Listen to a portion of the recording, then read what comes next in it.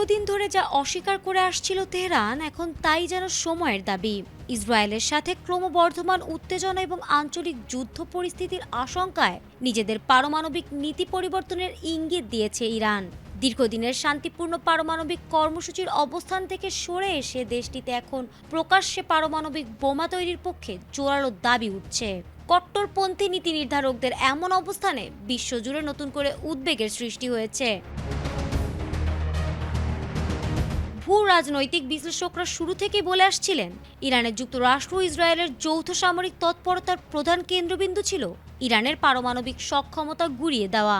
Israel বারবার দাবি করে আসছিল ইরান গোপনে পারমাণবিক বোমা বানানোর পথে অনেক দূরে এগিয়ে গেছে, যদিও ইরান একে পশ্চিমা অপপ্রচার বলে উড়িয়ে দিয়েছিল। কিন্তু গত বছরের শেষ দিকে ও চলতি বছরের বেশ কিছু স্পর্শকাতর স্থাপনায় হামলার পর তেহরান বুঝতে পেরেছে কেবল প্রথাগত অস্ত্র দিয়ে এই চাপ সামলানো কঠিন।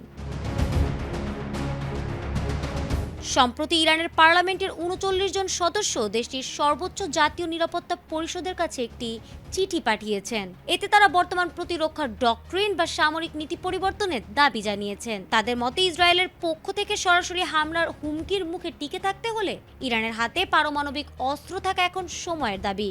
ইরানের রাজনৈতিক মহলে এই আলোচনা আগে অনেকটা গোপনীয় থাকলেও এখন তা প্রকাশ্য বিতর্কে রূপ নিয়েছে। দেশটির বিপ্লবী গার্ড বাহিনীর ঘনিষ্ঠ বিশ্লেষকরা বলছেন, গতানুগতিক অস্ত্র দিয়ে ইসরায়েলের হামলা ঠেকানো সম্ভব নয়। পারমাণবিক বোমা তৈরি করলে তা বড় ধরনের প্রতিরোধ হিসেবে কাজ করবে।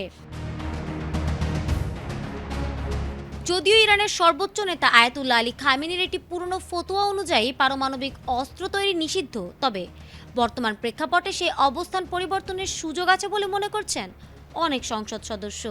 আগে যেখানে বোমা তৈরির কথা বললে ইরান সরকার কঠোর প্রতিবাদ জানাতো, এখন সেখানে রাষ্ট্রীয় টেলিভিশনের নিয়মিত বিশ্লেষকরা পারমাণবিক সক্ষমতা অর্জনের প্রয়োজনীয়তা নিয়ে যুক্তিতর্ক দিচ্ছেন।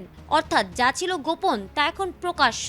তবে ইরানের এই প্রকাশ্য অবস্থান মধ্যপ্রাচ্যের ভূ রাজনীতিতে নতুন অস্থিরতা তৈরি করেছে। যুক্তরাষ্ট্র ও ইসরায়েল বারবার হুঁশিয়ারি দিয়েছে যে তারা ইরানকে কোনোভাবেই পারমাণবিক অস্ত্রধারী দেশ হতে দেবে না। সব মিলিয়ে তেহরানের এই সাম্প্রতিক সুরবদল পারমাণবিক সংঘাতের আশঙ্কাকে আরও বাড়িয়ে দিয়েছে। ফারহানা হক, এটিএন বাংলা।